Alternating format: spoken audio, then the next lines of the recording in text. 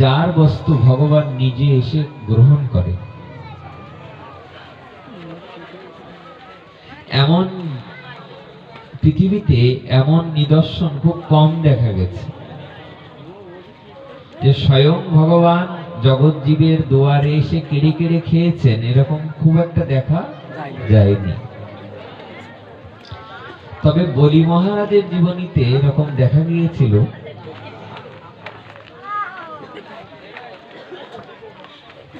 যে ত্রিপদভূমি যখন ভগবান এসেছিলেন নেবার জন্য, কি নাম ছিল ভগবানের?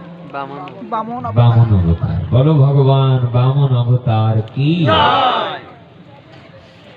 ভগবান বামন অবতার হয়ে তার কাছে ত্রিপদ ভূমি, আসলে তো এটা ছলনা করে এসছেন, কারণ অতটুকু চরণের 3 চরণ জমি দান করলে তার জমি তো কোনো কতটুকু জমিয়ে যাবে। গুরুদেব পাশ থেকে বললেন যে বলি মহারাজ আপনি তো বড় দাতা, আপনি যদি এই 3 পদভূমি দান করলে ঠকে যাবেন, কারণ ইনি অন্য কেউ নয়, ইনি স্বয়ং ভগবান অবতার হয়ে আপনার কাছে ভিক্ষা চাইতে এসেছে। উনি বললেন আমি গুরুদেবের কথা শুনবো না। গুরুদেবের কথা এখানে লঙ্ঘন করলেন। কখন লঙ্ঘন করা যাবে? যখন গুরুদেব অশাস্ত্রীয় হবে তখন লঙ্ঘন করা যায়। কেমসে বলো রাধে রাধে। গুরু মহারাজের কথা উনি না শুনে বললেন আমার তো মহাভাগ্য, কারণ এই জগৎ সংসারে সকলে ভগবানের কাছে চায়, আর আজ আমার ভাগ্য যে আমার কাছে শ্রী ভগবান এসে চাইছেন, এটাই আমার সব থেকে বড়। আচ্ছা, আমাদের গিরিয়ে যদি ভগবান কোনো না কোনো স্বপ্নে অথবা দৃশ্যত এসে কিছু চাই, আমরা কি না করতে পারবো? কি পারবো না।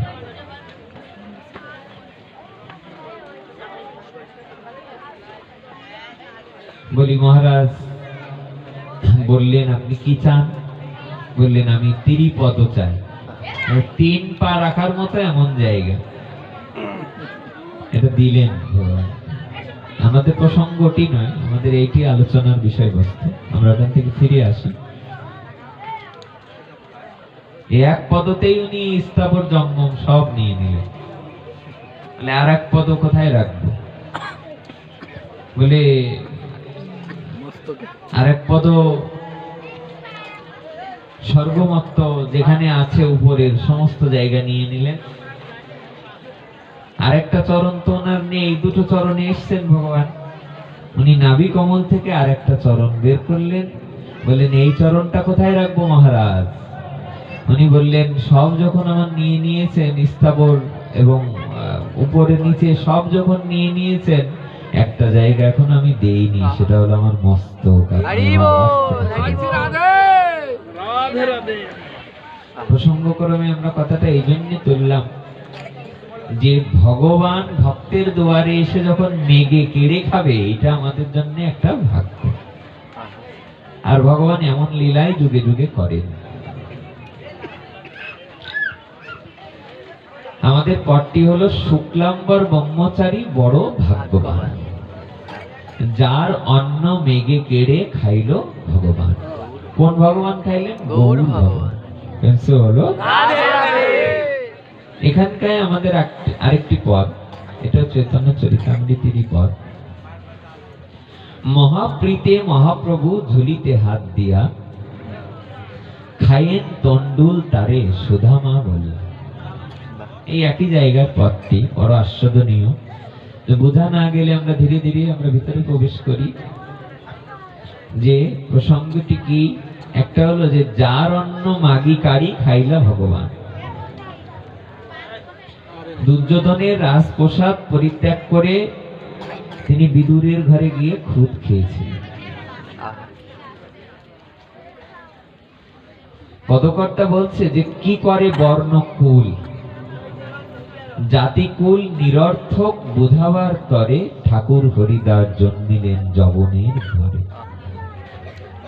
এই জগতে জাতিকুল কিছুই আসে যায় না, আসে যায় এই শেষের দিনে যা রাধারানীর চরণ পেয়ে যাবে, শেষের দিনে যে নিতাই গৌরের চরণ পেয়ে যাবে, সেই ভাগ্যবান। আপনি সারা জীবন টাকার উপরে ঘুমালেন, টাকার বিছানায় ঘুমালেন, আর টাকা নিয়ে ধন দৌলত গাড়ি বাড়ি নিয়ে গেলেন, আর আরেকজন কাঙাল বাঙাল তিনি রাধারানীকে পেয়ে গেলেন, তিনি নিতাই গৌরকে পেয়ে গেলেন, এক হবে কি? কোনদিন এক হবে না। পাওয়ার তারতম্য আছে। যেই কুলে কেন জনম হোক না, কেবল ভক্তি মূল। কপি কুলে ধন্য বীর হনুমান, শ্রীরাম ভক্তরাজ। রাক্ষসয়া বিভীষণ বৈশে, ঈশ্বর সবারও মাঝ। আজ বিভীষণের কি যোগ্যতা আছে তিনি রামচন্দ্রের পাশে এসে বসবার? বলে বিভীষণ নিজে রাক্ষস হলেও তিনি যে রাম ভক্ত, তাই রাম ভক্ত হওয়ার কারণে ভগবানই তাকে তার পাশে বসার সুযোগ করে দিয়েছে। আপনি আমি যদি ভক্ত হই, এতে জাতিকুল নিরর্থক। যেই মাত্র আপনাকে জাতপাত বিচার করবে কেউ, তাহলে বুঝতে হবে তার ভিতরে এখনো বৈষ্ণবতা আসেনি। কারণটা হলো এই যে মহাজন পদ লিখে যাচ্ছেন, সেই পদের উপরে যে আমরা যদি কথা বলি, তাহলে আমরা আগাতে পারবো? এই জন্য এখানে বলছেন যে জাতিকুল নিরর্থক, বুঝাবার তরে ঠাকুর হরিদাস জন্মিলেন যবনের ঘরে। যেই কুলে কেন, আমাদের সাথে সাথে একটু বলুন না, খুব আনন্দ পারবেন দেখবেন। একটা জিনিস হলো, মা যেদিন হরি কথা শুনেছিলেন, আর পাশে বসে স্বয়ং শিব ঠাকুর তিনি বলেছিলেন তুমি মাঝে মাঝে সাই দেবে। হরি কথায় কি দিতে বলেছিলেন? মাঝে মাঝে সাই দেবে। সাই না দিলে হরি কথা তো ভালো লাগবে না। কিন্তু স্বয়ং মা যিনি জগন্মাতা, তিনিও ওখানে ঘুমিয়ে গেলেন। কি আদর্শ দেখালেন এই জন্যে, তিনি ঘুমিয়ে যাওয়ার তো কথা না, জগৎবাসীর জন্য এই লীলাটি ওনারা আমার মনে হয় করেছিলেন। সেদিন যদি ঘুমিয়ে না থাকতেন, তাহলে গাছের ডালে বসে সুখ পাখিটা কখনো হুম হুম করতেন না। আমার মনে হয় আপনারাও যদি এই শব্দের সঙ্গে, এই ভাষার সঙ্গে, পদের সঙ্গে আপনারাও মাঝে মাঝে নিজের হৃদয়ের ভিতরে একটু হু করে ওঠেন, দেখবেন গোবিন্দই আপনাকে প্রেম ভক্তি দিয়ে দেবে, ভগবান প্রেম ভক্তি দিয়ে দেবে। প্রেমসে বলো কি করে বর্ণ কুল, হেমন কি লাগে আইলি ভাবে, এমন জনমে হরি না ভজিলি, সে তুই মানুষ কবে, মানুষ আকার হইলে কি হয়। সামলাও না, কথা বলছে চুপ করে পাশে বসে রয়েছে। যেই কুলে কেন জনম হোক না, কেবল ভক্তি মূল। কবি কুলে ধন্য বীর হনুমান, শ্রীরাম ভক্তরাজ। রাক্ষসয়া বিভীষণ বৈশে, ঈশ্বর সবারও মাঝ। বলো না কি কুল বিদুরের ছিল, খাইল যাহার ঘর। পদকর্তা বলছে বলো না কি কুল ছিল বিদুর মহাশয়। দুর্যোধনের রাজপ্রসাদ পরিত্যাগ করে এসে বিদুরের ঘরে যেয়ে চেয়ে খাচ্ছেন, কাকিমা খেতে দাও। কাকিমা বলছে ঘরে তো রম্বা ছাড়া, কলা ছাড়া দ্বিতীয় কিছু নেই। তখন বলছে তাই দাও না কাকিমা, শুকনো কলার খোসা ভগবান খায়। খেয়েছে কেন? বলে ভক্তিতে। যার ভক্তি আছে, এক পদকর্তা আস্বাদন দিয়েছিলেন, বলেছিলেন যার ভক্তি আছে তারটা গ্রহণ করে। তাহলে শুধু মুখের কথায় চিড়িয়ে ভিজবে? যেই বললেন, বলে আমি শুধু মুখের কথা বলছি না, শুনে রাখ। মানে তুই তোমারই করে বলতেন, মানে শুনে রাখ। জল যখন ঠান্ডা হয়ে যায় তখন তা বরফের রূপ নিয়ে নেয়, সত্যি কিনা? যখন জল একটু ঠান্ডা হয় ধীরে ধীরে বরফের রূপ নেয়। বলে জল যদি শক্ত হয়ে যেতে পারে, বরফ হয়ে যেতে পারে, জল যদি বরফ হয়ে যেতে পারে, ভক্তের ভক্তি গাঢ় হলে ভগবানও তার হৃদয়ে প্রবেশ করতে পারে। জল যদি বাষ্পই উড়ে যেতে পারে, এটা জলের ধর্ম কি? বাষ্পই উড়ে যাওয়া না, ওটা সূর্যের তাপে যেমন বাষ্পীভূত হয়েছে, তেমনি হরি কথার দ্বারা, ভগবানের নামের দ্বারা, গুণের দ্বারা, তার ধামের দ্বারা, তার চরণের কৃপায়, প্রসাদের কৃপায় অবশ্যই করুণা দৃষ্টি পাওয়া সম্ভব। লোহা যদি লাল রং হয়ে যেতে পারে, আগুনের কারণে, তাই ভক্তের হৃদয়েও প্রেম ভক্তি প্রকাশিত হতে পারে। আরে বাবা, ওর একটু বাইরে নিয়ে যাও না বাবা, ওর একটু বাইরে নিয়ে যাও, ওই ঘুরে নিয়ে আসো। বলো রাধা রানী কি। যারা এর মধ্যেও বিরক্ত করে, দেখো মা, সে বুঝে শুনে অনেকে করে না, অনেকে মানে বুঝতে পারে না যে ভাগবতটা কাকে বলে।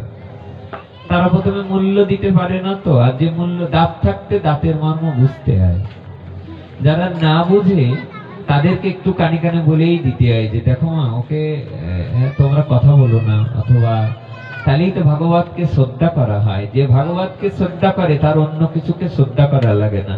ভগবান বলছে যে আমার কথাকে ভালোবাসে আমি তাকে ভালোবাসি, যে আমার আমি তার। তুমি যদি একবার আমার হও আমিও তোমার হব। ভগবান বলছেন যেই আমার হবে আমিও তোমার হব। দেখবেন গোবিন্দ নাম যেই বদনে উচ্চারণ করবেন, দেখবেন সমস্ত অশান্তি গুলো কেটে যায়, মনের মধ্যে শান্তিটা প্রবেশ করে যায়। আচ্ছা, তারা যদি না পেতেন, তারা এমনটা করতেন কি? শুক্লাম্বর ব্রহ্মচারী ভিক্ষা করে, কি করে বলো মা? কে ইনি? বলে অন্য কেউ নয়, দাপরের সেই কে? সুদামা বিপ্র। আপনারা জানেন যে সুদামা স্ত্রী শান্তমতী, তিনি বলেছিলেন স্বামীকে যে শুনেছি তোমার নাকি বাল্যকালের বন্ধু হয় শ্রীকৃষ্ণ, তা তুমি একদিন দ্বারকায় যাও না, তার অনেক আছে, তিনি যদি কিছু দান করে। আমি যখন এই চরিত্রটা পড়ি, আমি শেষের অংশটা বেশি বেশি পড়ি, প্রতিদিন না পারলেও মাঝে মাঝে পড়ি, যদিও একটা পদও আমার মুখস্থ নেই, তবুও বাংলাটা হলো এমন যে গোবিন্দ যখন কিছুই দিলেন না ওনাকে, না দেওয়ার পরে মনে মনে রাস্তা থেকে ভাবছে যে চাইতে তো গিয়েছিলাম কিছু দিক, যাক ভালোই হলো, দিল না কিছু, যাক যেমন চলছিল এরকম খেয়ে না দিয়ে চলবে। কিন্তু ওনার যে জায়গায় গৃহ, সেই গৃহর সামনে এসে দেখছে আগের বাড়িঘর আর কিছু নেই। উনি মনে মনে চিন্তা করছে ইমারত আসলো কোথা থেকে, বড় বড় বাড়িঘর আসলো কোথা থেকে। উনি রাস্তার সামনে এসে দাঁড়িয়ে কিছু স্ত্রীদের দর্শন করছেন, ওনাদেরকে বলছেন আচ্ছা এখানে সুদামার স্ত্রী কে একটু যদি বলে দিতেন। সঙ্গে সঙ্গে সুদামার স্ত্রী শান্তমতী এসে বলতে, আমি, আমাকে চিনতে পারছো না? সুদামা বলছে, ও তোমার এই রাজধানীর বেশ দেখে আমি চিনবো কি করে? তবে যে জানো আমার পদগুলো মনে নেই, পদগুলো বললে যে কি আস্বাদন পেতেন, শুধু বাংলাটা বলছি। স্ত্রী তখন কাঁদতে কাঁদতে বললেন, কাল রাতে বিশ্বকর্মা এসেছিলেন, বিশ্বকর্মা এসে আমাদের বস্তিগুলো, কুড়ে ঘরগুলো সব ভেঙে তিনি এখানে ইমারত আর এমন বড় বড় বিল্ডিং শুধু নয় মমতা দিয়ে সব গড়ে দিয়ে গিয়েছে। আমার দেখো 100 জন দাসী রেখে গেছে উনি। আরে চাইলে কি বেশি দেয়? না চাইলেই তিনি, কার কি লাগবে তিনি জানে না। তবে কর্মটা আমাদের করার দরকার আছে। এই যে যে কথাটি আমরা আস্বাদনীয়, আপনারা বিশ্বকর্মার নাম শুনেছেন, কেউ যদি বলে যে আমি বিশ্বকর্মাকে বিশ্বাস করি না, তাহলে আমার আপনার আর এই পথে এগিয়ে যাওয়ায় হবে কি? বলো না। আমরা কান্তজিউ মন্দিরে গেলাম, আশ্চর্য সংবাদ, রাত 2টোর পরে ওই জায়গায় একজন মুরব্বী লোক বসে আছে, প্রায় 80 বছর বয়স। আমি 2017 সালে তা গিয়ে ওনার কাছে জিজ্ঞাসা করলাম, ওই রাত 1:30 2টোর সময় জিজ্ঞাসা করছি, বাবা এই মন্দির সম্পর্কে দুটো কথা বলেন তো। তিনি বললেন যে ভিতরে লাইব্রেরি আছে, ওখানে গ্রন্থ কিনে নিয়ে যাও, পড়তে যাও। তাই বললাম যদি গ্রন্থ পড়তে হয় তা আপনার কাছে এসেছি কেন? গ্রন্থ পড়তে হয়, গ্রন্থ আমার কেনা হয়ে গেছে, কারণ যে গুরুদেবের আদেশ, যে মন্দিরে যে ধামে যাবে ধাম সম্পর্কে একটা গ্রন্থ কিনবে, নাহলে জানবে কি করে? জানতে হলে পড়তে হবে, জানতে হলে শুনতে হবে। গোবিন্দ যেমন গীতাতে বলছে, যারা পাঠ করবে তাদের যেমন মঙ্গল হবে, যারা শ্রবণ করবে তাদেরও একই রকম মঙ্গল হবে। পড়লে যে জাতীয় মঙ্গল হবে, শ্রবণ করলে একই জাতীয় মঙ্গল হবে, একটু কম বেশি নয়। আপনি মনে মনে ভাববেন না আমি তো শুনলাম, আমার কি কৃপা হবে? বলে শ্রবণম মঙ্গলম, কোথাও লেখা নেই পড়লে মঙ্গল। এইভাবে লেখা আমি কোন জায়গায় এখনো যে পড়লেই মঙ্গল হয়, তবে গোপী গীতে পেয়েছি শ্রবণম মঙ্গলম, গোপী গীতে পেয়েছি ধ্যান মঙ্গলম। ধ্যান করলে মঙ্গল হয়, শ্রবণ করলে মঙ্গল হয়। তার কথা মন দিয়ে শ্রবণ করা উচিত। প্রেম সে বলো না, কি দিয়ে? কর্ণ দিয়ে। গোবিন্দ বলছেন অর্জুন, হরি কথা কর্ণ দিয়ে নয়, হরি কথা কর্ণ দিয়ে নয়, মন দিয়ে শোনা উচিত। কারণ হরি কথা কারোর কানের রোগ দূর করে না, হরি কথা মনের রোগ দূর করে। এই জন্য মন দিয়ে হরি কথা শ্রবণ করা দরকার। আহা, কতজনের বদনে যে হাসি দেখা যায় হরি কথা পাঠ এই পাঠে বসলে, আর কতজনের নয়নে যে প্রেমাশ্রু দেখা যায়। বলে হাসিটা কার আসে? বলে যার আত্মায় গিয়ে আনন্দ লাগে তিনি হেসে দেন, আর যার আত্মায় গিয়ে বিরহ লাগে যে আমার হলো না, আমি এগিয়ে গেলাম না, তার কান্না পায়। আর একদল থাকে যারা বুঝতেই পারে না। গোবিন্দ যেমন বললেন না অর্জুন, কেউ দেখেও বোঝে না, কেউ শুনেও বোঝে না, কেউ তাকে সাক্ষাৎ দেখেও। দুর্যোধনের কাছে আমি নিজে গিয়েছিলাম শান্তির বাণী নিয়ে, কিন্তু দুর্যোধন আমাকে দেখে যেই মাত্র বললাম আমি শান্তির বাণী নিয়ে, শান্তির বার্তা, কুরুক্ষেত্রের কোনো যুদ্ধের দরকার নেই, নিজেই আহ্বান করলেন। আমি আজকে স্কুলে বসে এটা পড়ছিলাম, কি আশ্চর্য সংবাদ যে যেই গেলেন উনি শান্তির বাণী নিয়ে, উনি যে গোবিন্দ নিজ বদনে বলছেন যে শান্তির বাণী নিয়ে এসছি দুর্যোধন, আপনি তো এই বর্তমানে হস্তিনাপুরের রাজা, আপনি তো এখানে রাজত্ব পেয়েছেন, আপনাকে অনুরোধ করছি যুদ্ধ নয়, আমি শান্তি চাই, শান্তি দিন, আপনি এই যুদ্ধ করবেন না। কিন্তু উনি বললেন যে না, আমি যুদ্ধ না করে আমি এক সূচের অগ্রভাগও আমি দেব না। যেই মাত্র বললেন, গোবিন্দ মনে মনে বিচার করে বলছেন, আহা হা, যারা ভগবানের কথা শোনে না, যারা ভগবানের নাম গুণকীর্তন শোনে না, যারা ভগবানকে সাক্ষাৎ দেখেও বুঝতে পারে না, তাদের পরিণতি একদিন খারাপই হবে, ভালো হবে না। যথা ধর্ম তথা জয়। যে ধর্মকে আশ্রয় না করে তার কোনোদিন মঙ্গল হতে পারে না। আমরা কিছু কিছু সময় ভুল বুঝি, আমরা মনে করি যে আমি তো ধর্ম আশ্রয় করলাম, কিন্তু আমার সংসারে দুঃখ কেন, আমার সংসারে অমঙ্গল কেন, এরকম আমরা অনেক সময় বুঝি। কিন্তু আমার মনে হয় কি, পৃথিবীতে এমন অনেক দৃষ্টান্ত আছে। আপনারা শুনেছেন একটা দৃষ্টান্ত, শুনুন। এটা শুনে আমরা আবার শুক্লাম্বর ব্রহ্মচারী সুদামা বিপ্রের কাছে আবার আসি। এ বড় অদ্ভুত কথা। এই কথা শ্রবণ করলে চৈতন্য চরিতামৃতে যা স্থান পেয়েছে, এগুলো কি সাধারণ কথা? আমাদের সাথে সাথে বলুন, শুক্লাম্বর ব্রহ্মচারী বড় ভাগ্যবান। বলুন, শুক্লাম্বর ব্রহ্মচারী বড় ভাগ্যবান, যার অন্ন কারি খাইল গৌর ভগবান। আর একজনেরটা কেড়ে খেতেন ভগবান। কলিকালে দুইজনের কাছ থেকে কেড়ে খেতে দেখা গেছে, একজন শুক্লাম্বর ব্রহ্মচারী, আর একজন দেখা গিয়েছে আমাদের শ্রীধর পণ্ডিত। কিন্তু আশ্চর্য কথা হলো, আমার কাছ থেকে কেড়ে খাওয়ার দরকার নেই। আমি যখন পূজা দিতে যাই, আমি যখন ঠাকুর ঘরে প্রবেশ করি, মাঝে মাঝে যেন ঠাকুর আমারটা একটু গ্রহণ করে, এটাই আমাদের ভাবনা করে। আমি চিনি দিই, বাতাসা দিই, যাই দেন না কেন, আপনি যেটাই দেন, যে যথামাং প্রপদ্যন্তে, যাই দেন না কেন, ভগবান যেন গ্রহণ করে, এই প্রার্থনাটুকু আমাদের থাকতেই হবে। বেনসে বলো না, বলো রাধা রানী কি, রাধা রানী কি, বৃন্দাবন ধাম কি। একবার জয় দিলে এটা আপনার খাতার পাতায় চিত্রগুপ্ত লিখেই রাখবে। একটা কথা বলি মা, খুব মন দিয়ে শোনো মা। আজকে একটা বড় অদ্ভুত কথা, এটা আমি পড়ে বড় অবাক হয়ে গেছি, যে যম মহারাজের সমস্ত লেখালেখিগুলো যিনি করে, তিনি কে? চিত্রগুপ্ত। ইনি হলেন ওনার প্রধান হিসাব রক্ষক। বলুন কি বলেছে? ওনার প্রধান হিসাব রক্ষক। বলে আর কেউ হিসাব রাখে না? বলে আরো অনেকে হিসাব রাখেন, কিন্তু প্রধান হলেন উনি।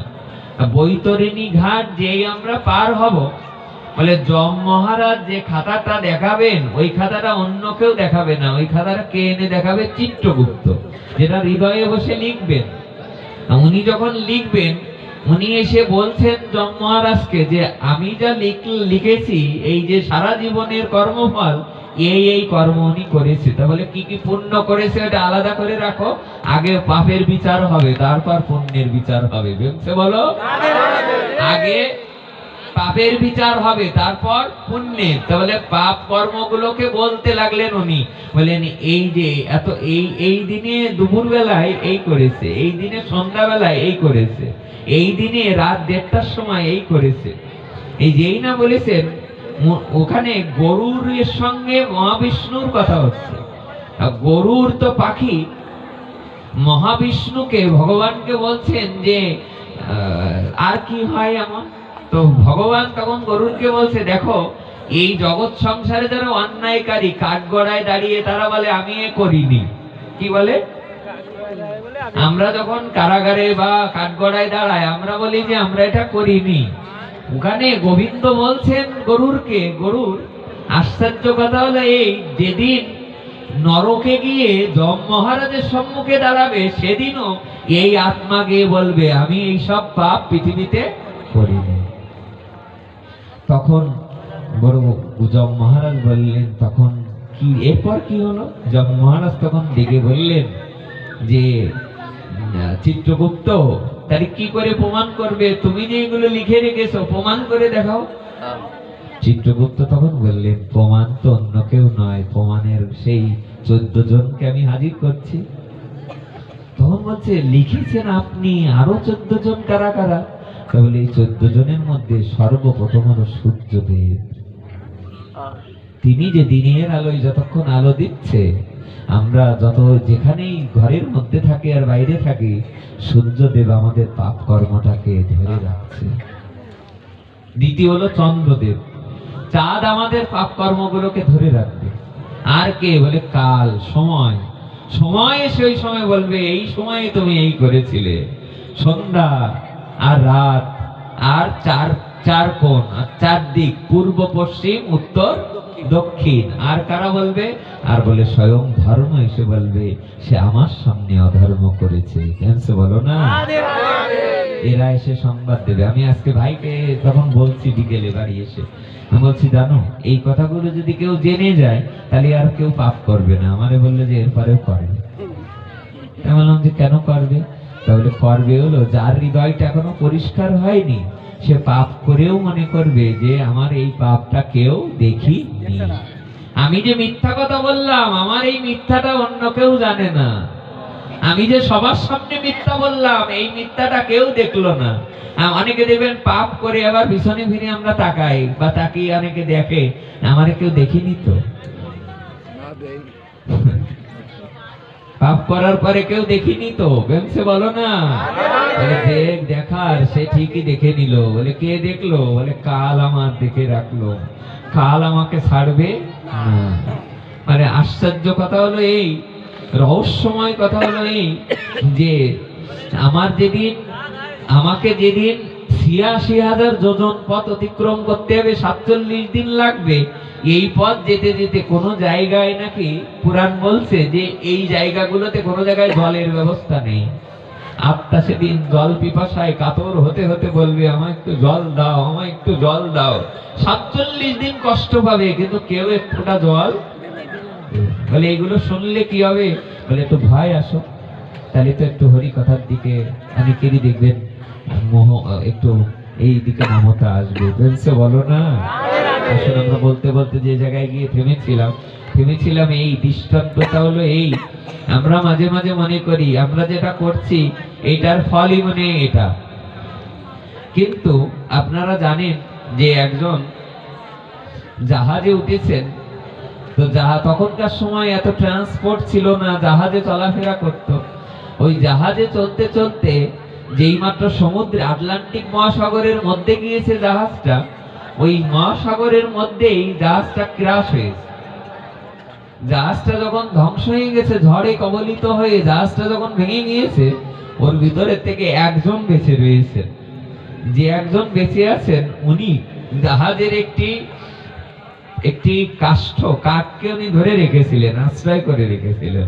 পদকর্তা বললেন ওই কাষ্ঠটা অন্য কেউ নয়, জগৎ সংসারে যে গুরুদেবের চরণ আশ্রয় করবে সেও এমনি ভাবে বেঁচে থাকবে, যে সাধু গুরু বৈষ্ণবের চরণ আশ্রয় করবে সেও এমন জাহাজের মধ্যে বেঁচে থাকবে, জলের মধ্যে বেঁচে থাকবে। উনি ভাসতে ভাসতে ভাসতে ভাসতে সমুদ্রের কিনারে চলে গেলেন। কিনারে যখন গেলেন ওখানে দ্বীপের মধ্যে যে জ্ঞান ফিরল ওনার। জ্ঞান ফেরার পরে উনি বুঝতে পারলেন যে আমার জাহাজটা ধ্বংস হয়েছে কিন্তু আমি একমাত্র বেঁচে আছি। উনি চিৎকার করে করে কাঁদতে লাগলেন, সবার সাথে যদি আমিও মারা যেতাম তাহলে আমিও মারা যেতাম তাহলে মনে হয় ভালো হতো। এই মনে মনে আমরা অনেক সময় বলি নে যে আমাকে কেন নেয় না, আমাকে কেন দেখে না, কিন্তু কর্মফল ভোগ নেওয়া পর্যন্ত আমাকে নেবে না। কর্মফল যতবেলা আমাকে থাকবে ততবেলা আমাকে ভোগ করতে হবে। এ আপনাকে আমাকে কেউ আমরা পারবো না পলাতে। Man can not escape from death. ছোটবেলা আমরা পড়তাম না, মানুষ কখনো মৃত্যু থেকে পলাতে পারে না। টুডে আর tomorrow you take the test of death. আজ অথবা কাল আমাকে স্বাদ নিতেই হবে, মৃত্যুর স্বাদ আমাকে গ্রহণ করতেই হবে। যতই আমরা পালিয়ে বেড়াই, এই যে পদে লিখছে না, বলে মলমূত্র মেখেও যদি কেউ বসে থাকে, মলমূত্র বসেও যদি কেউ বসে থাকে, তাকেও মৃত্যু এসে হাতছানি দিয়ে গ্রহণ করেই নেবে। কারণ সে তো শরীর নেবে না, আত্মাকে নেবে। শরীর নেবে, আমার এই শরীর নেবে তারা, শরীর কেউ নিতে চাইবে না। রবীন্দ্রনাথ ঠাকুর বলেছিলেন, ঠাই নাই ঠাই নাই ছোট সে তরি, আমারই সোনার ধানে, কি আমারই সোনার ধানে গিয়াছে ভরি। উনি বললেন আমাকে কেউ আর নিতে চায় না জগতে, আমার কর্ম সবাই নিচ্ছে, আমার কবিতা সবাই নিচ্ছে, তেমনি আমাদের কর্ম, আমরা যে বাড়িটা করেছি সবাই নেবে। আপনি যে গাড়িটা করেছেন, যে সোনা দানাগুলো করেছেন সবাই নেবে, কিন্তু মৃত্যুর পরপরই সবাই একটি কাজই করবে, আপনার শরীরটাকে যত দ্রুত পুড়িয়ে দেওয়া যায়, গন্ধ না হয়ে যায়, তাড়াতাড়ি করবে মানুষ এটি। আপনার সবগুলো নিয়ে নেবে সবাই, কিন্তু আপনাকে কেউ আর বলে নেবে না। কেন? একই শরীর আছে। বলে নেবে না এই জন্যে, কারণ ভিতরে যিনি ছিলেন এতদিন তিনি আর নেই। বলো, সবার আওয়াজ একেবারেই কম হয়ে গেছে।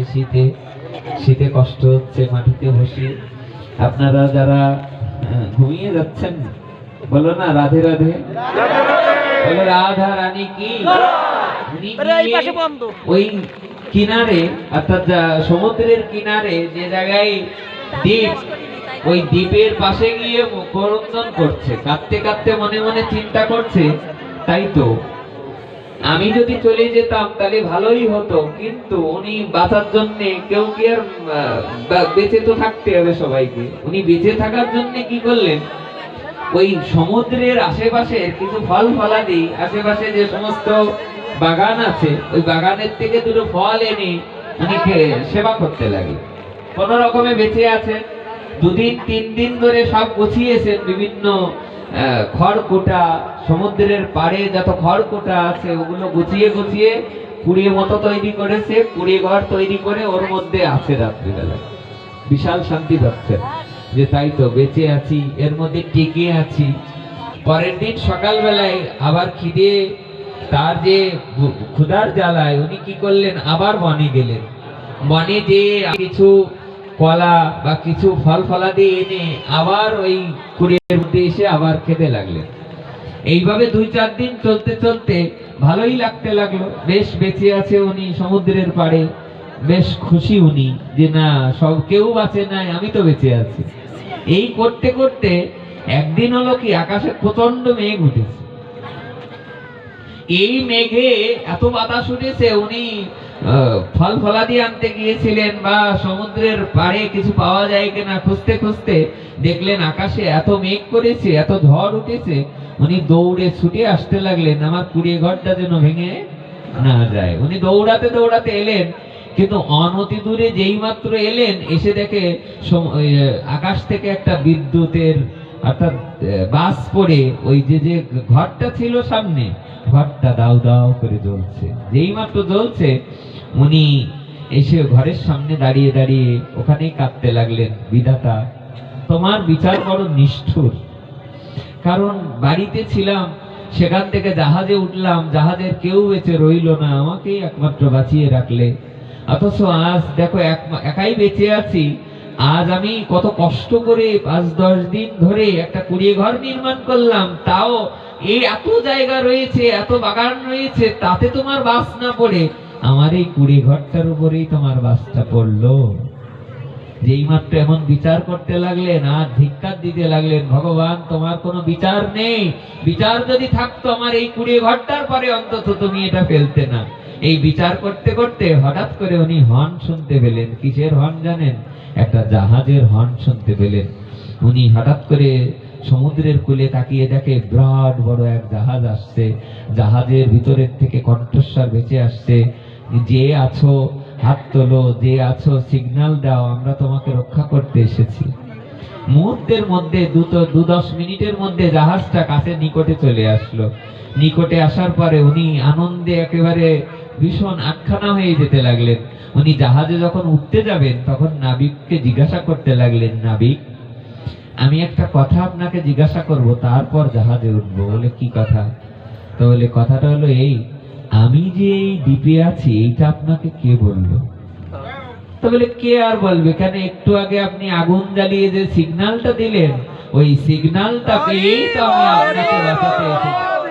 তখন ওনার বিবেকের মধ্যে আসলো, আহারে ভগবান যা করে তা তো মঙ্গলের জন্যই করে। আমি একটু আগে ভগবানকে, বিধাতাকে কত করে বলতে লাগলাম, তুমি নিয়ম জানো না, তুমি কাকে কি করতে হয়। দেখো আমি এখানে একটা কুড়িয়ে ঘর নির্মাণ করেছি, সেটাতে ভালোই ছিলাম, এটাও কুড়িয়ে দিলে বাস পড়ে। অথচ ওই বাসটা ওর পারে পড়েছিল বলেই তো আর জাহাজটা এগিয়ে এলো। শিক্ষা কি দিচ্ছে? বলছে সংসারে অনেক বাধা আসতে পারে, দুঃখ আসতে পারে, কিন্তু গোবিন্দ বাধাটা দিয়ে তার পথে আমাদেরকে নেওয়ার জন্য চেষ্টা করছে।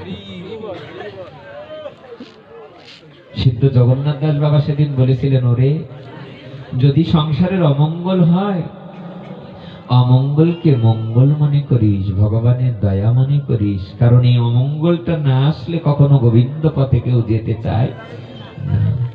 ওই পথে এগিয়ে যেতে হলে আমাদের অমঙ্গল আসতে পারে, দুঃখ। বলে যে করে আমার আশ, আমি করি তার সর্বনাশ। তবু যদি না ছাড়ে আমার পাশ, আমি হই তার দাসের অনুদাস। গোবিন্দ ক্ষুদ্র হয়ে যায় আর ভক্ত বড় হয়ে যায়। তাই যদি না হতো তাহলে গোবিন্দ কখনোই রথ চালাতেন না, আর কখনো রথের উপরে নিচে রথ চালাচ্ছেন আর মনে হচ্ছে যেন অর্জুন বলছে এখানে নিয়ে যাও রথ, এখানে নিয়ে, চাকরের মতো করে যেন বলছেন এদিকে নিয়ে যাও রথ। তেমনি আমার আপনার কথাও ভগবান শুনবে। কবে শুনবে? এক বাক্যেই শুনবে, এক ডাকেই শুনবে, তবে ডাকার মতো ডাকতে হবে। আমার খুব মনে আছে, এগুলো বড়াই করে বললে আর পাওয়া যায় না, আর পরে হয়ও না। খুব মনে পড়ে 2016 সালের দিকেরই কথা। একবার আমরা চেঙ্গুটিয়া নামের একটা জায়গায়, তখন আমরা পাটে যেতাম সাইকেল চালিয়ে। তো যখন ওখানে সাইকেল চালিয়ে পাটে যাচ্ছি, আমার খুব মনে পড়ে কথাটা।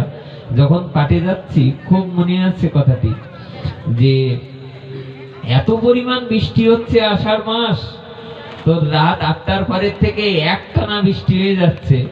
কথা দেয়া আছে আপনাদের ওখানে পাটে আসবো। তো ওরা বারবার ফোন করে বলছে কই আসছেন না, কই আসছেন না। কি করে আসবো, সাইকেল চালিয়ে আসছি, তো বৃষ্টিতে তো আসতে পারছি না। তো তোরা বলছে যে দেখুন তাহলে একটু বৃষ্টি কম হোক, কিন্তু বৃষ্টি তো আর থামে না। চোখ বন্ধ করে একবার গুরুদেবের নামটা উচ্চারণ করার সাথে সাথে বৃষ্টিটা থেমে গেল। কি করে হয়? কি করে হয়? গুরুদেব করায়। আশ্চর্য ব্যাপার। মন্দিরের বারান্দায় উঠলে কল কল করে বৃষ্টি, আবার 2 ঘন্টা বৃষ্টি হলো, তারপর আবার বাড়ি আসার সময় আবার বৃষ্টিটা বন্ধ হয়ে গেল। কে করালো? আপনি আমি চেষ্টা করলে আমরাও এগিয়ে যেতে পারবো।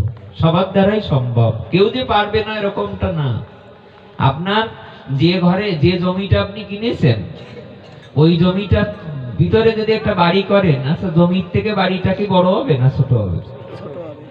যে জমিটা আপনি কিনেছেন ওই জমির থেকে বাড়ি করলে বাড়িটা ছোট হবে না? আচ্ছা, বাড়িটা করলেন, বাড়ি করার পরে বাড়ির যে দরজাগুলো সেগুলো কি বাড়ির চেয়ে বড় হয় না ছোট হয়? ছোট হয়। দরজার চেয়ে তালাটা কি বড় হয় না ছোট হয়? দরজার থেকে তালাটা ছোট হয়, আর তালার থেকে চাবিটা আরো ছোট হয়। কিন্তু ওই চাবিটা একসময় দামি হয়ে যায়, কারণ চাবিটা না হলে অনেক সময় ঘরে ঢোকা যায় না। তেমনি সমাজে যাকে ছোট ভাবছেন ও আসলে অত ছোট না।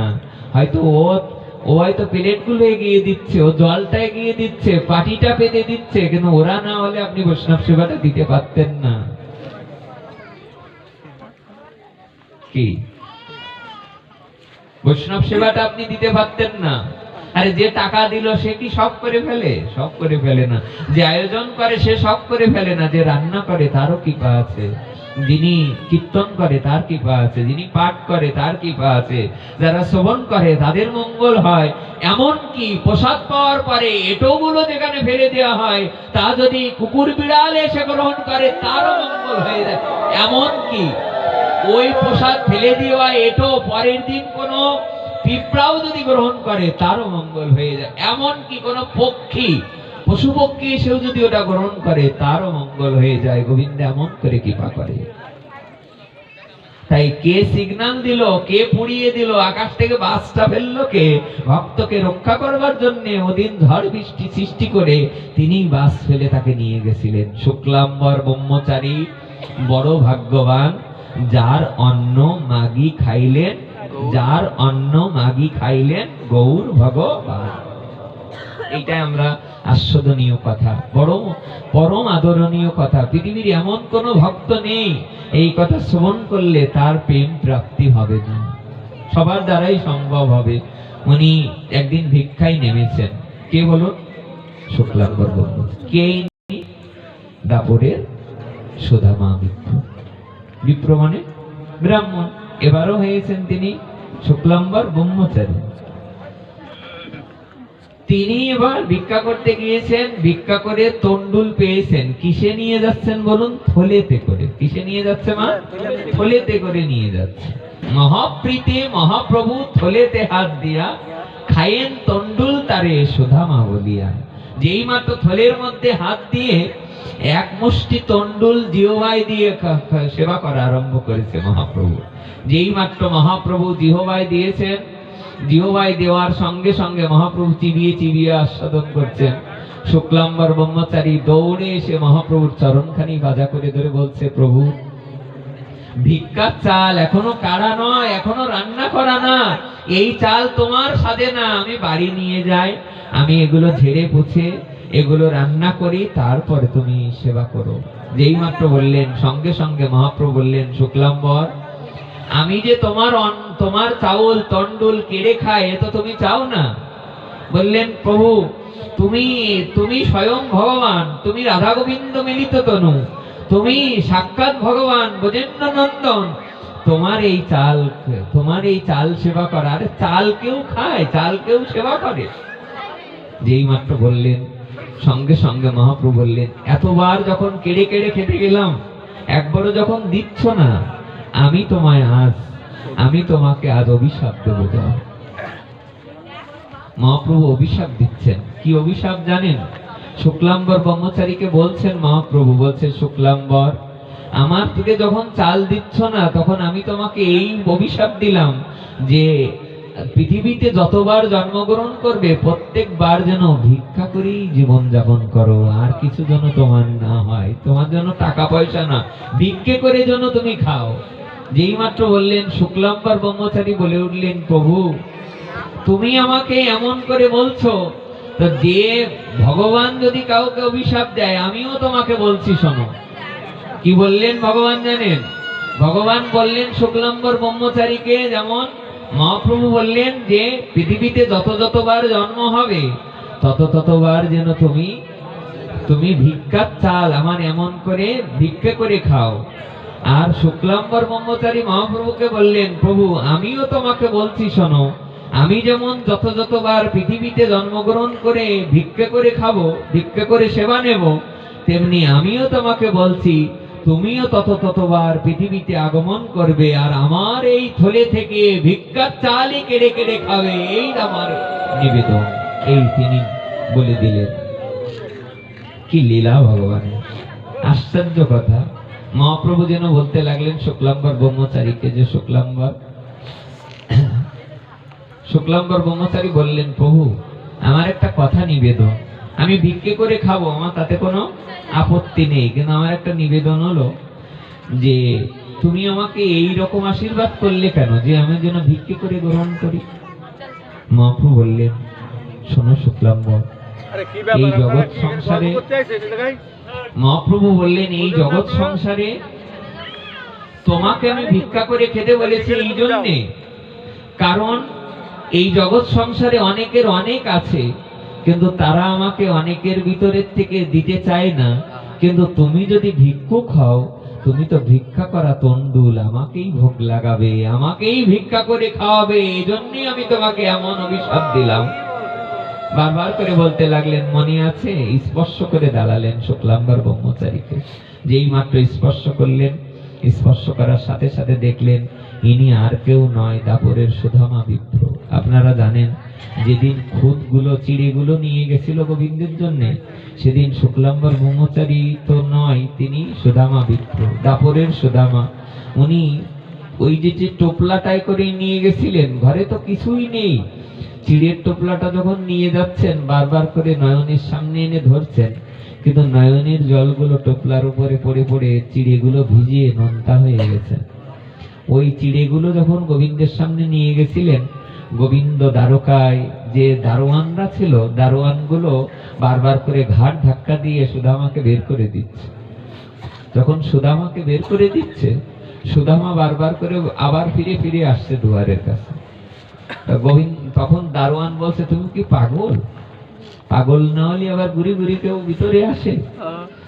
তখন সুদামা বলেছিলেন, যদি আমি পাগল হতাম তাহলে আমার বল বুঝত, আমি যদি পাগল হয়ে যেতাম, আমি যদি কৃষ্ণ প্রেমে পাগল হতাম, তাহলে তো এতদিন আমি গোবিন্দকে পেয়ে যেতাম।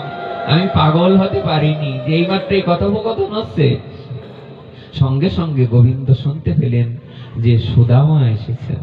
উনি সঙ্গে সঙ্গে দৌড়ে চলে এলেন, দৌড়ে এসে সুদামাকে আলিঙ্গন করে ভিতরে নিয়ে গেলেন। নিয়ে গিয়ে ঠিক গোবিন্দ যে আসনে বসে, ওই আসনে সুদামাকে বসালেন। সুদামাকে ওই আসনে বসিয়ে সুদামার চরণ দুখানি কোলের পরে নিয়ে বারবার করে স্পর্শ করতে লাগলেন। ভক্তের চরণ ভগবান নিজ হাতের পরে করে নিয়ে নিজের নয়নের জল, চোখের জলে তার চরণটা ধুয়ে দিচ্ছেন। টপ টপ করে জলগুলো যে চরণের পরে পড়ছে, চরণগুলো ধুয়ে দিতে লাগলেন। আর সুদামা বারবার করে নিজেকে ক্ষুদ্র জ্ঞানে বলছে, বন্ধু তো বলছে না, বলছে দ্বারকানাথ কৃষ্ণ। আর গোবিন্দ যেন মনে মনে চিন্তা করছে, আমাকে বন্ধু বলে যদি একবার ডাকতে। গোবিন্দ যেই মাত্র সুদামা বিপ্রের চরণটা ধুয়ে দিচ্ছেন, আর গোলাপের পাপড়ি শুধু নয়, বিভিন্ন পুষ্পের পাপড়ি সেই জল দ্বারা তার চরণটা বিধৌত করে দিয়ে তার চরণখানিতে নয়নের জল দিয়ে ধুয়ে দিতে লাগলেন। সুদামা বিপ্রর এই দশা দেখে গোবিন্দ গিয়ে দেখছেন একটা পুটলি বা একটা ছোট একটা কাপড়ের একটা পুটলি, ওইটা যখন দেখছেন, উনি পুটলিটা কেড়ে নেবেন। গোবিন্দ বারবার করে বলছে যে কি নিয়ে এসছো আমাকে, আমার জন্য। উনি ওই পুটলাটা নিয়ে এসে বারবার করে পিছনে কাড়াকাড়ি করার মতো বলছে যে এ তো দেয়া যাবে না। কিন্তু গোবিন্দ তিনি কেড়েই নিয়ে নিলেন। কেড়ে নিয়ে যখন খুললেন, কি দেখলেন জানেন? দেখলেন কিছু চিড়ে ওর মধ্যে ভিজে একেবারে সুন্দর হয়ে রয়েছেন। উনি ওই চিড়েগুলো নিয়ে বদনে দিতে লাগলেন। আর গোবিন্দ বারবার করে সুদামাকে যেন বলতে লাগলেন, বন্ধু, ভক্তের দ্রব্য মই কারি কারি খায়, অভক্তের দ্রব্য পানে উল্টি না চায়। আমি ভক্তের দুর্যোধনের রাজপ্রসাদ পরিত্যাগ করে আমি বিদুরের ঘরে খেয়েছিলাম। সেই গোবিন্দ সুদামাকে বারবার বলতে লাগলেন, জানো সুদামা, আমি ভক্তের দ্রব্য কেড়ে কেড়ে খাই, কিন্তু অভক্তের দ্রব্য পানে ফিরেও না চাই। যেই মাত্র কেড়ে কেড়ে খাচ্ছেন, উনি সেবা করার কয়েকদিন ছিলেন ওখানে। কিছুই দিলেন না সাথে করে। আপনারা জানেন যখন না দিলেন, সুখদেব গোস্বামী বক্তা হয়ে যখন পাঠ করছে, তখন পরীক্ষিত মহারাজকে এই কথাটা বললেন। আচ্ছা, গোবিন্দর ওখানে যখন গেলেন সুদামা, তো যখন ফিরে আসবেন তখন একটু রথে করে একটু এগিয়ে দিতে পারতেন না? একটা জুতো কিনে দিতে পারতেন না? সুখদেব গোস্বামী তখন বড় অদ্ভুত কথা বললেন, জানো, গোবিন্দ এই শেখাচ্ছেন যে ভক্তের চরণের ধুলি পৃথিবীতে সব থেকে দামি। পৃথিবীতে ভক্তপদ ধুলি আর ভক্তপদ জল, ভক্ত ভুক্ত অবশেষ, 3 সাধনের বল। পৃথিবীতে যদি কেউ ভক্ত হতে চায়, তাহলে অন্য ভক্তের চরণের ধুলি অঙ্গে যতদিন না শ্রদ্ধা করে না মাখবে, ততদিন পর্যন্ত তার হৃদয় স্পর্শ করে। যে যাই বলুন না কেন, আপনার যত টাকা থাক, অভিমান শূন্য না হওয়া পর্যন্ত ভগবান কখনো আপনার দুয়ারে আসবে না। যেই মাত্র এই কথা জিজ্ঞাসা করলেন, সঙ্গে সঙ্গে যেন তিনি বলতে লাগলেন, আপনারা জানেন উদ্ধব মহারাজের সঙ্গে গোবিন্দের কথোপকথন হচ্ছে। গোবিন্দ সেদিন উদ্ধব মহারাজকে বলেছিলেন, জানো উদ্ধব, আমি সুদামাকে রথে করে পাঠাতে পারতাম, কিন্তু তাকে রথে করে পাঠাইনি এই জন্যে, তাকে যদি রথে পাঠায় তাহলে দ্রুত দ্বারকা থেকে সে চলে যাবে বৃন্দাবনে। সে যেন ধীরে ধীরে যায়, যতক্ষণ পর্যন্ত ভক্ত দ্বারকায় থাকবে, দ্বারকার ভক্তদের মঙ্গল হয়ে যাবে, কল্যাণ হয়ে যাবে। বলে একটা জুতা কিনে দিলে কি হতো? বলে জুতা দিলে ভক্তের চরণ ধুলি কখনো দ্বারকার উপরে পড়তো না, এই জন্য সে জুতা কিনে দিল না। এইখান থেকে যখন উনি ফিরে আসলেন, রাস্তায় এসে বারবার করে মনে মনে ভাবতে লাগলেন, কই কিছু তো দিলও না। ফিরে এলেন, ফিরে এসেই নিজে যে জায়গায় ছিলেন ওই জায়গায় এসে উনি আর নিজের বাড়ি ঘর চিনতে পারছে না, নিজের স্ত্রীকে চিনতে পারছে না।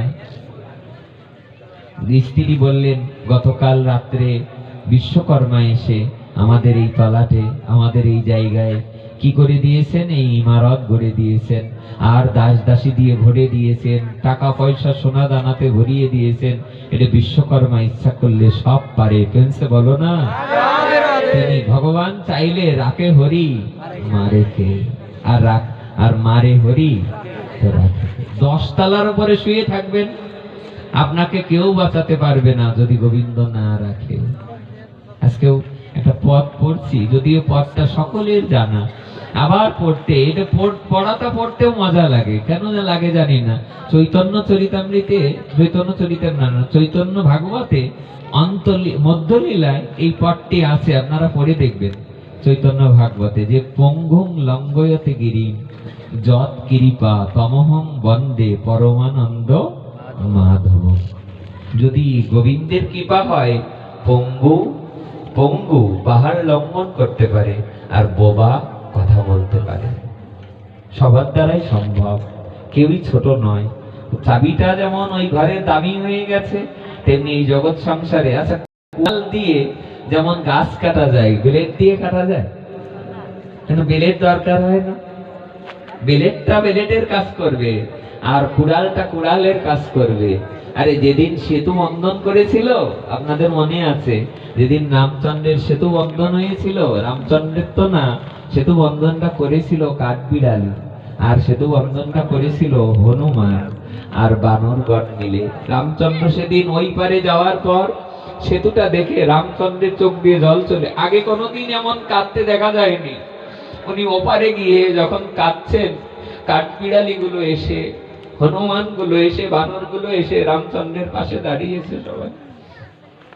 রামচন্দ্র কাঁদতে কাঁদতে বললেন, এত সুন্দর যে তোমরা রাস্তা নির্মাণ করেছো সীতা উদ্ধারের জন্য, এই কারুকাজ কাদের?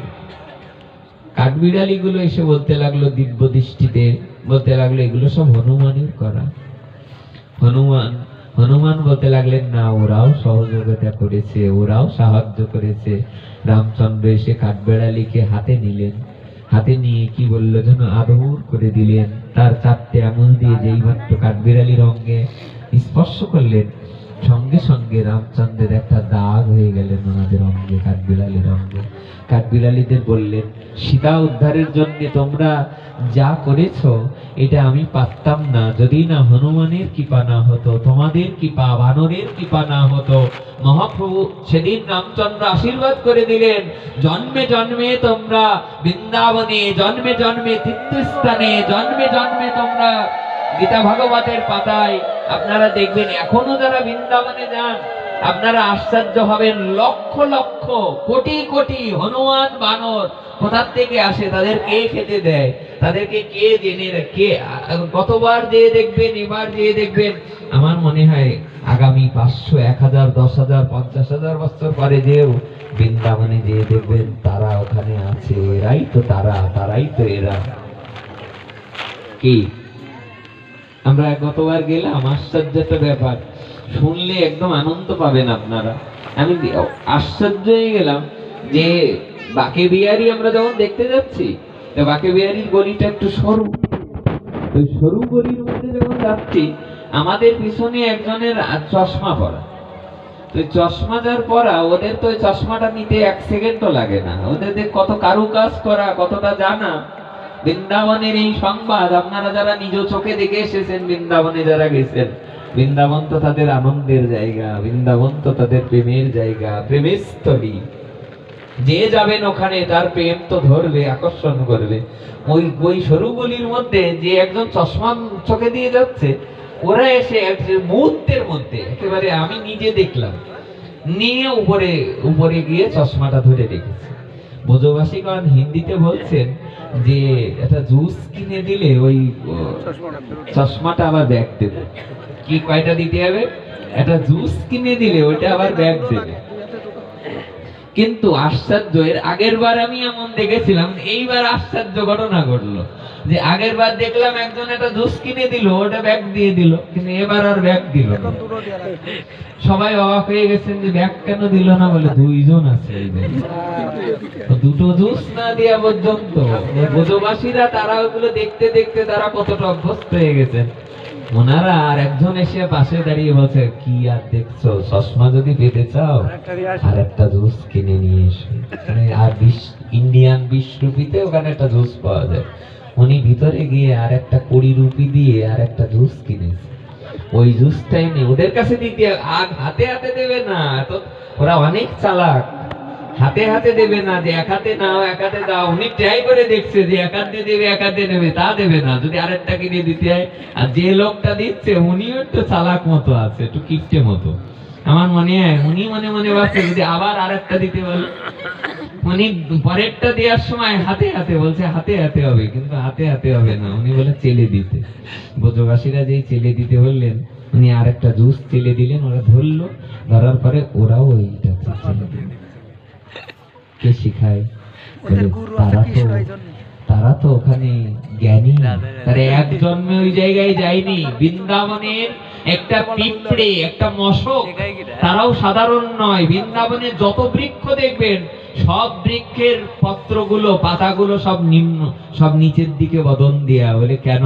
বলে সবার মাথাটা অবনত মস্তকে তারা বৃন্দাবনে রয়েছেন, তাদের মাথাটা যেন উঁচু না হয়। বলে কোন একজন মহাত্মা বলেছিলেন, বৃন্দাবনের প্রতিটা পাতায় নাকি রাধা রাধা নাম লেখা। আমি যে অনেকবার দেখলাম, একবারের জন্য দেখলাম না কোনো পাতায় রাধা নাম লেখা। তবে আজকে ওই জিনিসটা সারাদিন কয়েকবার ভেবেছি, যেহেতু এখন শীতকাল, শীতকালের কথা বলতে বলতে একজনের কথা বলতেই হয়, এটা বলে বিশ্রাম দেব। শীতকালের কথা যদি বলতে হয়, একজনের কথা বলতে হয়, সে হলো সিদ্ধ গৌর কিশোর দাস বাবা। ওনার জীবনীতে আপনারা লক্ষ্য করবেন যে শুধুমাত্র যে বৃন্দাবনের পাতায় রাধা নাম লেখা তা নয়। আপনারা জানেন উনি যে রানীর বাথরুমে যে জায়গায় নাম জপ করতেন, ওনার নামের এত শক্তি যে ওই বাথরুমের ইট কাঠ পাথরগুলো পর্যন্ত সিদ্ধ হয়ে গেছে। উনি দেহ রাখবার পর, উনি যে জায়গায় দেহ রেখেছিলেন, দেহ রাখবার পর ওনার এক শিষ্য এসে অন্যান্য গুরু ভাইদের বলতে লাগলেন যে বাবা কোন জায়গায় ভজন করতেন, দেখি ভজন কুটিরে আমি একটু যাই। তা বলে বাবা অন্য কোনো জায়গায় ভজন করতেন না, গোপনে বাথরুমে বসে ভজন করতেন। যদিও গ্রন্থে লেখা আছে ওই বাথরুমটা কেউ ওই সময় আর ব্যবহার করতো না। পরিত্যক্ত বাথরুমের উপরে মাটি দিয়ে ওখানে ভজন করতেন। লোকজন এসে বলা বলি করতেন, জায়গা আর খুঁজে পেলে না, লাস্টে বাথরুমে বসে বসে নাম জপ করো। বাবাজি মহারাজ মৃদু হেসে বলতেন, দেখ রে, আমাদের এই যে নামের খাতার আগে সিদ্ধ নামটা চলে এসছে, যেই শোনে সিদ্ধ বাবা, যে যা তা বলে দিতে পারে। যেমন সিদ্ধ জগন্নাথ দাস বাবা নবদ্বীপে বসে বসে লাঠি দিয়ে তাড়াচ্ছে, হুস হুস হুস। ওই সময় ওনাকে দেখতে কিছু জমিদাররা এসেছেন, সিদ্ধ বাবা কেমন একটু দেখে আসি, পরীক্ষা করে আসি। উনি যেই মাত্র লাঠি দিয়ে ওখানে বাড়ি দিচ্ছে, ভগবান দাস বাবা জীবনীতেও আছে, যেই মাত্র উনি লাঠি দিয়ে ওখানে নাড়া দিচ্ছে, হুস হুস। যারা রাজারা এসছে ওনার সেন্টিমেন্ট বেশি, কারণ যারা মেলা অধিক শিক্ষিত হয়, অনেকে দেখবেন অধিক ধনী হয়, হ্যাঁ আমার কম আছে, ওরা বাড়ির কাছে যে আমি অপমানিত হয়েছি। ওই রাজারা যে মনে মনে চিন্তা করছে, তাই তো আমাদের মনে অপমান করলো। একজন অনুমোদিতে বলে বসলেন যে বাবা আপনি আমাদের এইভাবে অপমান করলেন, আমরা আপনার কাছে এসেছি সবার কাছে গল্প শুনি, আপনি সিদ্ধ মহাত্মা, আপনি অনেক কিছু জানেন বোঝেন, আপনি অনেক কিছু বলে দিতে পারেন, তা আপনাকে তো দেখতে এসেছি, তা আপনি আমাদেরকে এইভাবে খেদাই লাঠি দিয়ে তাড়িয়ে দিচ্ছেন।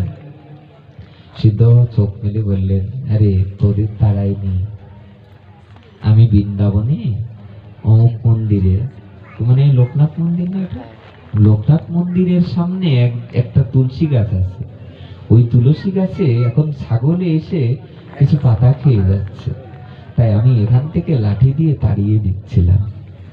রাজারা এসে বলছে যে আপনি কি বললেন বাবা, কোথায় নবদ্বীপ ধাম আর কোথায় বৃন্দাবন ধাম, প্রায় 2000 কিলোমিটার দূর। আচ্ছা এখান থেকে ঢাকার দূরত্ব না হলে 150 কিলো, না হলে 200 কিলো, তাহলে কতবার গেলে 2000 কিলো হবে বলুন? কতবার ঢাকার আসা যাওয়া করলে 2000 কিলো হবে? অন্তত 5 বারই হোক। তাহলে এত দূরত্বে উনি ছাগল তাড়াচ্ছেন এই জায়গায়, যে লোকনাথ মন্দিরের সামনে তুলসী গাছটা কিসে খেয়ে যাচ্ছে? ছাগলে খেয়ে যাচ্ছে।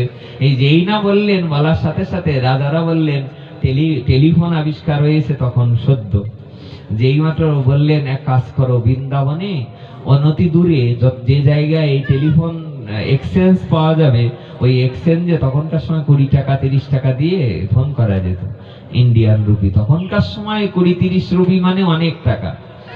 ওই টাকা দিয়ে উনি এক্সচেঞ্জে ফোন করলেন, ফোন করে বললেন, দেখো তো লোকনাথ মন্দিরের সামনে কোনো তুলসী বৃক্ষ আছে কিনা এবং ওটা ছাগলে মুড়ে খেয়েছে কিনা একটু দেখো তো।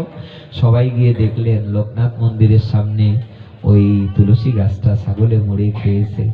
এই যেই মাত্র বললেন, রাজারা এসে বাবাজি মহারাজের চরণে পড়ে গেলেন, এসে চরণ ধরে বারবার বলতে লাগলেন, বাবা বুঝতে তো পারিনি আপনারা এত বড় মহাত্মা, আপনারা কষ্ট পাবেন না, আমাদের জন্য আশীর্বাদ করবেন, আমরাও যেন ধীরে ধীরে ভগবৎ পথে এগিয়ে যেতে পারি, ধীরে ধীরে যেন গুরু গৌরাঙ্গের পথে।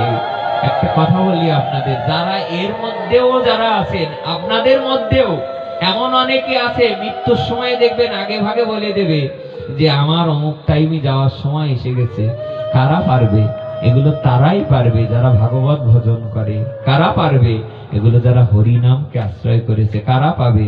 বলে যাদের হৃদয় পবিত্র হয়েছে। ভজনের মধ্যে শ্রেষ্ঠ নববিধা ভক্তি, কৃষ্ণ প্রেম, কৃষ্ণ দিতে ধরে মহা শক্তি, তাহার মধ্যে সর্বশ্রেষ্ঠ হরিনাম সংকীর্তন।